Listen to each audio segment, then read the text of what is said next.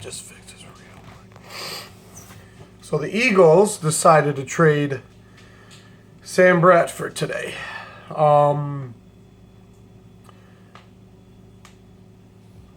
There is a week before the season starts. So what are we going to do as of right now? And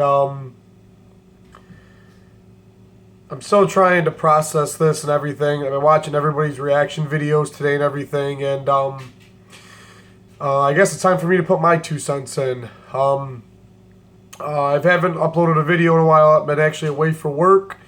I'm downstate. I have no internet, no service. I have no way to watch anything. So sorry that I haven't been able to, upload anything. I actually haven't been able to watch any of the preseason games, so I haven't really watched or kept up on anything this preseason. I was able to catch glimpses and everything because I come home on the weekends or whatever, blah, blah, blah, blah. But Sam Bradford, this is the reason why we're here, traded to the Minnesota Vikings for a 2017 first-round pick and a 2018, I believe it was a 4th-round pick. A first-round pick for the Minnesota Vikings. Now, we played the Vikings. There's no doubt in my mind. We completely robbed the Vikings of anything.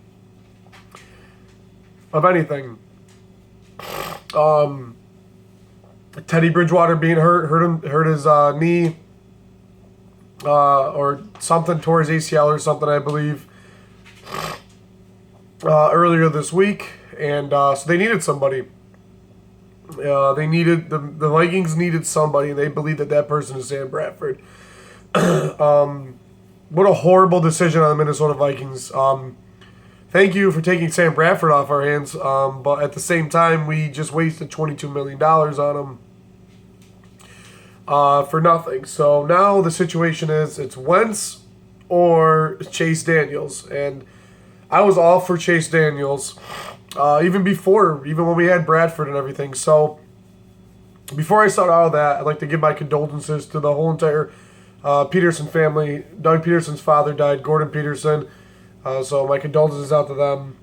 He'll never see this video probably, so it probably doesn't matter, but oh well on that part. But just, it's very sad when someone's father dies.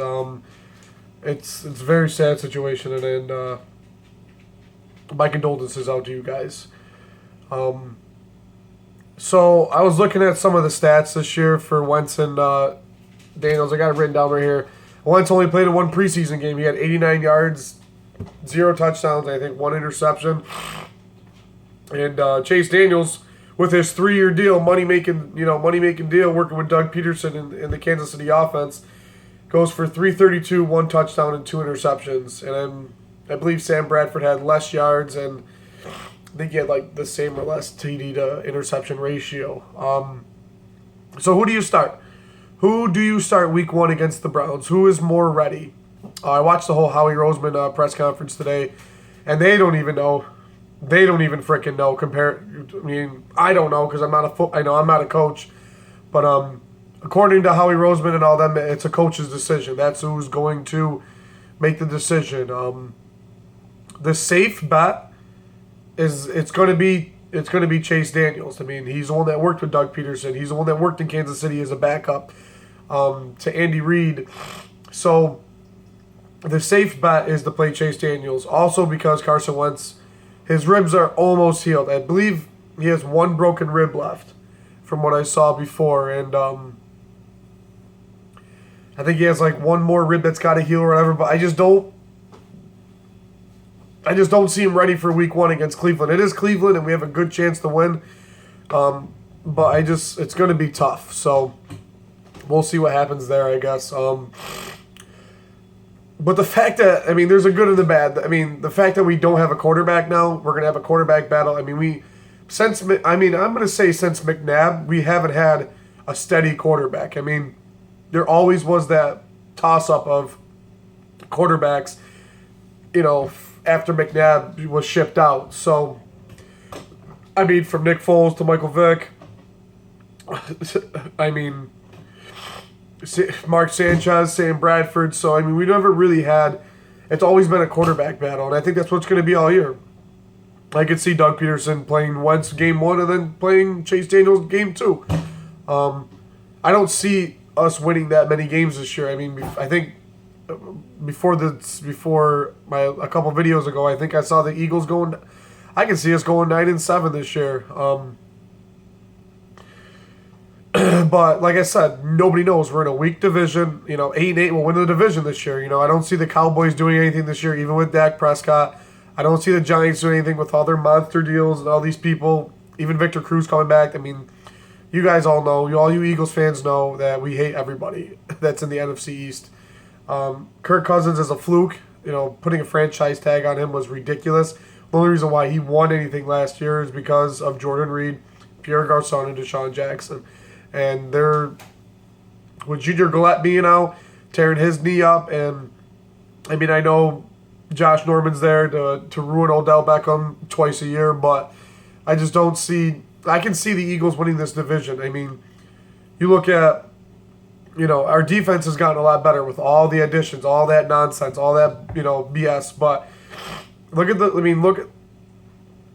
at Denver last year. They had obviously the Eagles' defense isn't as good as Denver's defense right now, and our O-line sucks. But Brock Osweiler played most of the year, and he was an average quarterback.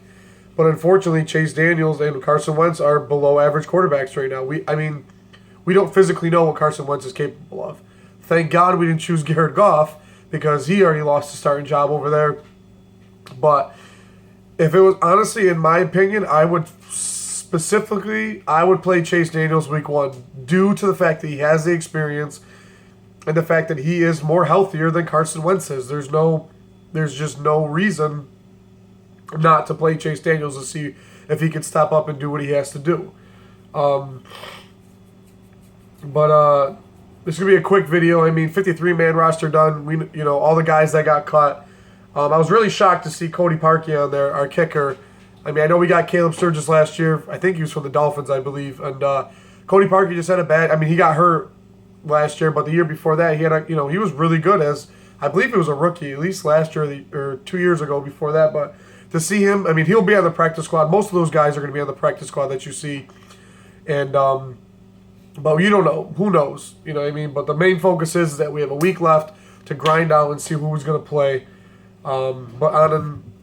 My stupid cat. But Howie Roseman, the furniture store used salesman, comes out of the woodwork and gets a deal for a first-round pick for an average quarterback with 2 blown-out knees.